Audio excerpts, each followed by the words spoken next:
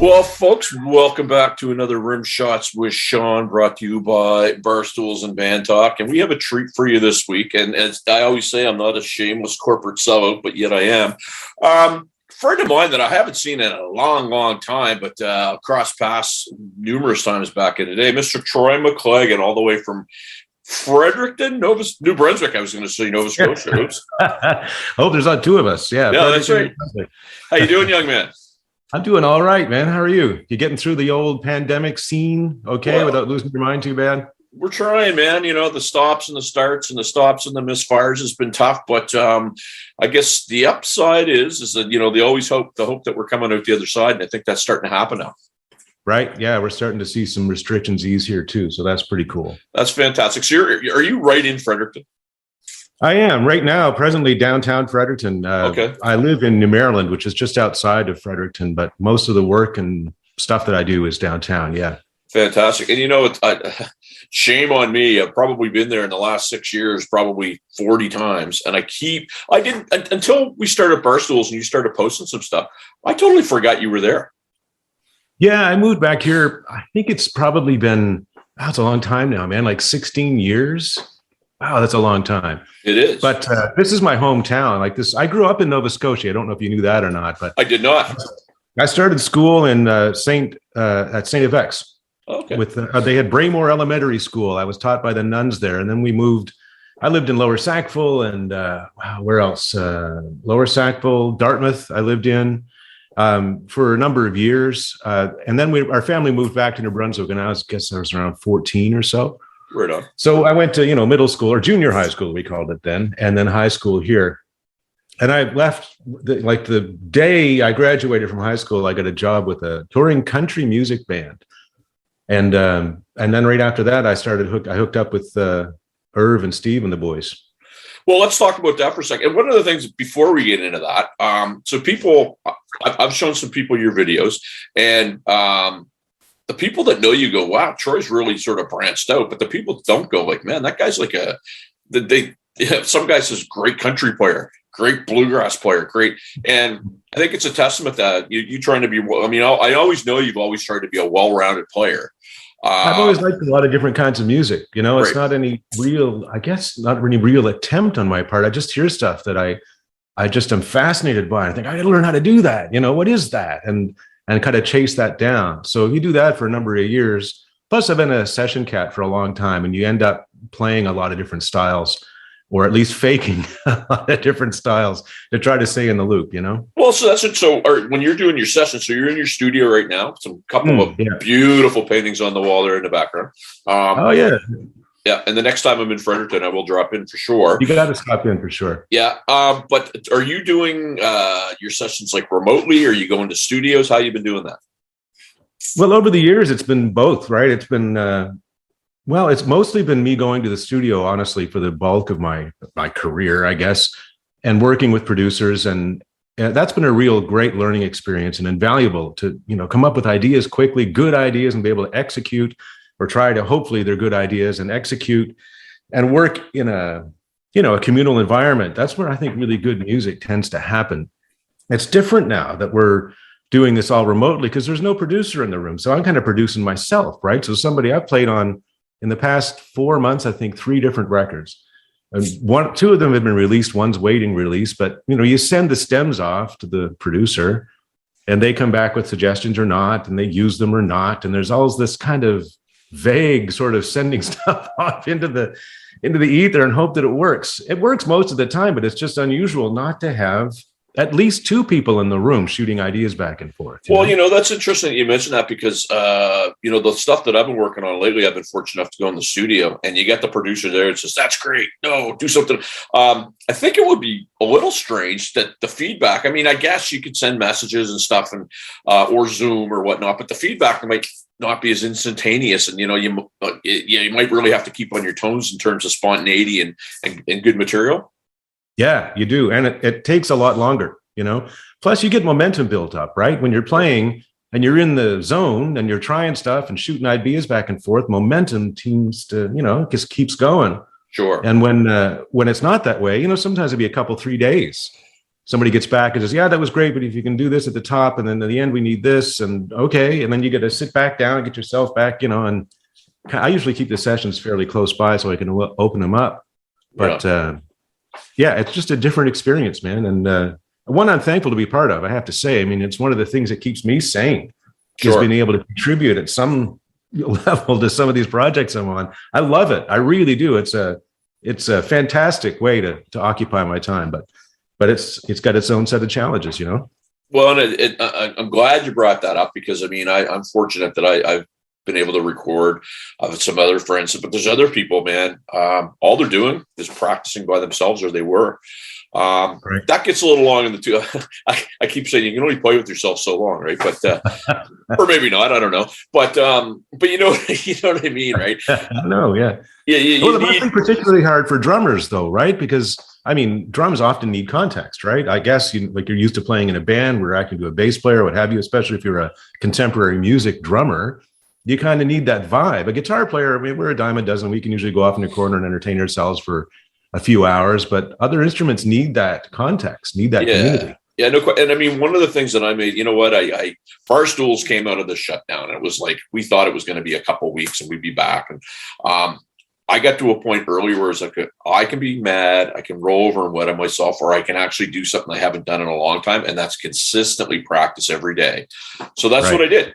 And I did something really earth-shattering, man. I started working with a metronome at all different tempos, and it really helped. And the thing that for me was when I first started playing those live shows, some of the things that were easy for me to do that became difficult actually became very easy after that. Yeah. Working with the metronome is huge. I teach guitar here. I've got an outer room here that I use as a teaching facility. I've been teaching guitar for a long time, and rhythm to me is the most important aspect of music. Rhythm, harmony, and melody. Rhythm is absolutely key. You can play the wrong note at the right time, and it sounds like you did it on purpose. It's an interesting choice. You play the right note at the wrong time, it sounds like a mistake. So rhythm has got to be there, man. And I get my guitar students, I really lean on them to get the metronome out, as brutal as it can be at first, and challenging. But as soon as you start to get, like you said, as soon as you start to get that vibe going, get that metronomic sense going, then you can start to do stuff around it. It becomes way more interesting.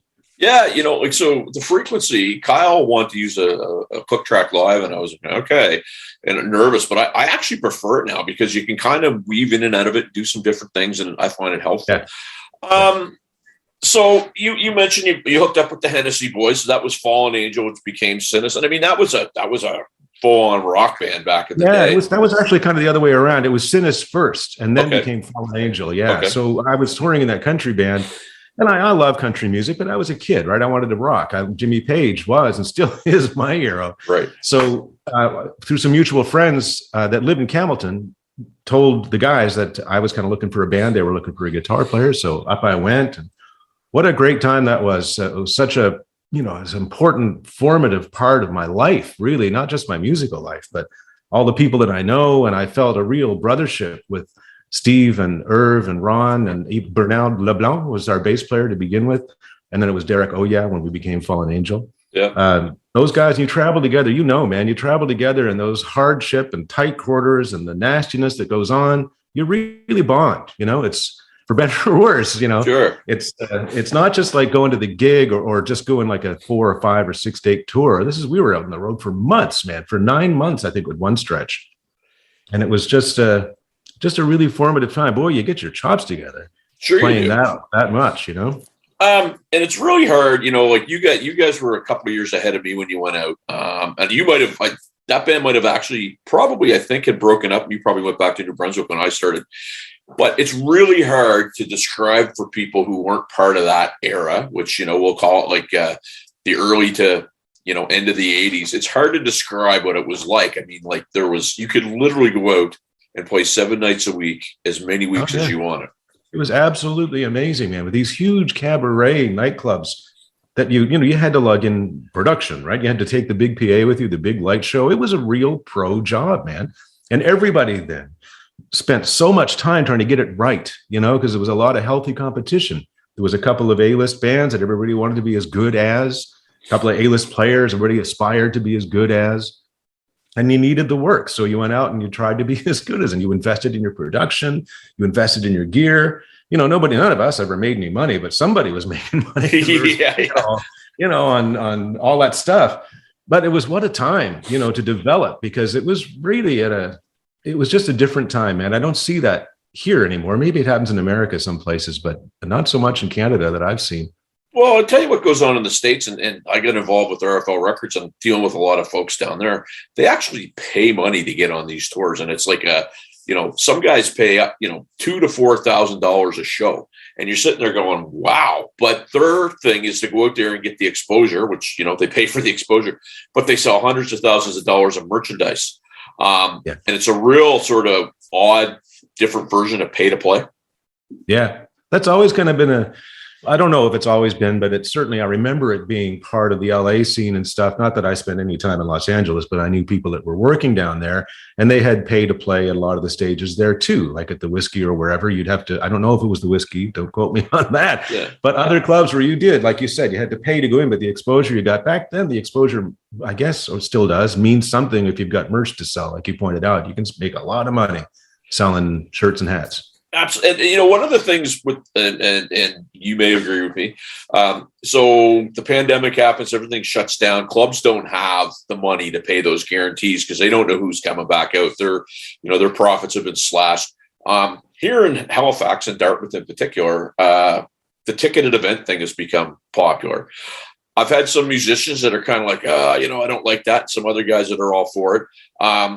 But what it does, I find, is it's created a real partnership with the venue and the band. The folks that hustle make more than the ones that wanted their guarantee. You finding that in your neck of the woods? Yeah, my live experience, I haven't played live much over the past, well, certainly through the pandemic. But like I said, most of my time has been in the recording environment. I love playing live. But I did do a gig back in November. I've got a duo that I do with a dobro player. And we went to one of the local clubs here in Fredericton. They're strong promoters of live music, the Tipsy Muse Cafe. I want to make a big shout out to those guys. Because it's a kind of a listening protocol room. Because we're just two acoustic guys, man. We can't play bars. We'll just be completely ignored. But it was a ticketed event. And it was, like you said, a real partnership with the venue. They printed the tickets. Then I did some promotion. We were, together through our networks, we got people in there, and it was a pretty full room by the time we went up to play. But like you said, man, you got to hustle. I kind of like that about it. I like the fact that you've got ticketed events. You got to go out and promote it. You can't just say, give me a guarantee I'm going to show up and hope my crowd shows up. Not that people always do that, but I think that's a perception. So if you've got the tickets and you're going to sell them, and then you even know how the show's going before you get there, right? How many tickets are sold? Well, we got 30 tickets. Oh, great. Well, that's what I like, because you can figure out, your money, and you can figure out, how much you can pay your folks and what have you. And it's pretty important. And I don't want to sound too Pollyanna, but one of the things that I personally been doing, because of Barstools, obviously, but we've been promoting other people's shows. Sometimes when we're playing, we'll be playing, one venue, they'll be playing one, and, it's a competition, but I think after all this, I certainly owe it to try to hopefully get the thing back to where it was. I mean, I don't know if it's going to be there for a while, but I think it's a little selfish if I just promote myself and expect for people to kind of get behind me and not help other people, if you know what I mean. I do know exactly what you mean. And social media is a little like that too, where it's almost, I always like it to sometimes, you're at a party and somebody shows up and only ever talks about themselves. Yep. It becomes, the appeal is limited there. But if you're involved in how are you doing and what's going on in your life, and everybody's talking with each other in a virtual sense, then it becomes a lot healthier, I think. And we can even learn from what other people are doing. How are you promoting that show? And what have you done to make that work? And there's a whole cross-pollination thing that can happen that makes it benefits everybody. No, for sure. And I mean, it was funny because everything opens up and all the shows started happening. We were promoting folks and there was sellouts for what we were allowed to have. And, but a real funny thing happened.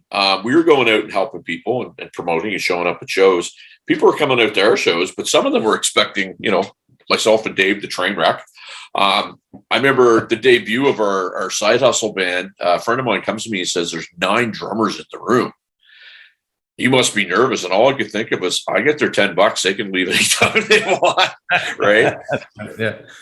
Yeah. Well, the date that I was talking about in November that I did with the Dobro player, the room was full of musicians. That's Right. who came to our first date. So I know what you mean. You're looking out there and everybody, the big, not quite, but everybody's very supportive, I have to say. But there is a little bit of that sense of, well, show me what you've been working on, and, we had been working on some stuff. So.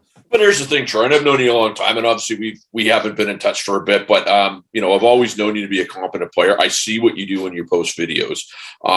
You're a humble guy, but in your mind, what your ability is, and so you can go into a room like that, and you might be nervous, but you go, okay, you know what? I'm the best Troy McLaggan guitar player out there, and see what you guys have. Is that a fair statement? Yeah, I think always you're your own worst critic, probably, and to keep it focused on what your abilities are and what you're able to do is how you're able to succeed. I think if you worry too much about perception or what other people are going to think, it can kind of run you down. But yeah, work on what you've got, be confident in what you do, work at it so you've got that confidence. Some of my students have performance anxiety, and I say performance anxiety is usually because you feel unprepared. So just work at it, play it 1,000 times, play it till you hate it. And then you really know it. There's a difference between knowing something and knowing something. And when you really know something, you can go out and do it anywhere and have all the confidence in the world. Absolutely. And I mean, as a drummer, I've always liked, I'm not going to lie. I mean, Kiss was my first band and Zeppelin's a huge band for me. Sure. I've always liked guitar solos that are musical, that I can hum. I mean, I played for a number of years with your friend and mine, Larry Hall. Sure. Yeah. And I used to laugh around with Larry all the time. I'd say, Bud, you're spending all this time practicing for 5 guys, and Trevor and I aren't practicing at all. And there's 25 girls on our side of the stage, and he used to get wild, right? But the point is, and I'm not saying that what he's doing or what that isn't musical, but for me, if I can hum a guitar solo, that to me means something. No, I believe that's 100% true. There's the population of your audience is going to be hopefully more diverse than just musicians. You want to appeal to a broader base, or you're going to be limited to just musicians. So, there's a lot of features, I think, in that. Let's take a guy like Tommy Emmanuel, who's such a fantastic player, but he's also a great entertainer. It's really hard. Believe me, I've played a lot of solo acoustic shows. Not that I'm anywhere near that league, but I know how hard it is to keep somebody's attention. Sure. With just a solo guitar. And he played here at the Playhouse not long. Well, I guess it was a while ago now. My point is that he kept everybody riveted and it was most people were guitar players, but they had their wives and their girlfriends, and there was a pretty varied crowd. He's a great entertainer, so yeah, melody, absolutely, but present it in a way that, you expect your audience, you want to engage the audience. It's not just you doing your thing, it's us doing this thing, Right on. So we're going to wrap this segment, but as a teacher, as somebody that teaches, has played live, still plays live, there was a thing that I saw today on social media that fascinated me. I already knew this about Eddie Van Halen, but it was the top 5 musicians that couldn't read music. Right. And it was interesting. I was reading some of the comments, and some of the comments were kind of like, you know what? Eddie Van Halen had, if it sounds good, it is good. Yeah. And there was people actually chirping that statement. So what I want to ask you is, read versus not read. If you were to sit down with a youngin that you were going to teach guitar, and they said, I don't want to learn how to read, you would say what to them? That's fine. There's other ways to learn how to play, but there has to be some way of communication. And often with guitar, at least, I think with drums too, there's a way to write music that's not necessarily standard notation, which it's just tablature, right? Everybody uses tab for guitar players online and all those different sites people go to. It's just a way to communicate. The challenge with tab is that it only shows you where to put your fingers on the fretboard. It doesn't show you anything about the note value, the rhythmic value, anything other than where to put your fingers. So you got to know the song first. So learning how to read music, I think the debate sometimes is larger than that. There's the schooled approach to music versus the natural, uninhibited talent version or approach to music. But I think, why can't it be both? Why not? God bless Eddie Van Halen. Holy cow. I mean, he's a once in a generation or maybe 2 generations guitar player and musician. And think of the songs that he wrote. I mean, there's so much about that guy that's untouchable. And many people, Stevie Ray Vaughan, I think, was in that, Jimi Hendrix in that little, I saw the same blip on the internet. But why not have both? I think it was Steve Lukather said that. Why not have all that natural talent? But also, there's some things that aren't that intuitive, like the dominant Phrygian mode, right. Or there's sounds. It's just a big name for a sound. But when you recognize that sound, you go, what is that? That's where I came from. I didn't learn music theory because I wanted to be theoretically driven. I was driven by my interest in the sound, and I had to figure what that was. And I'm happy to teach it to people because it's interesting sound. So I guess my point, my long-winded roundabout point, is use both. Use your natural talent. Be curious, explore stuff. And if you're going to learn something, include theory in it, or, reading music if you want to. That's a great answer. And, absolutely nothing I could add. I really think that, somebody saw some of those comments. You really kind of debunked some of what some people were saying. So thanks for that. We're going to wrap this segment of Rimshots with Sean, but hey, we're going to do another one with Troy. In the next segment, we're going to talk about some fun stuff. We're going to cover gear. And so we're not going to let anything out right now, but we'll see you next time, guys. Thanks.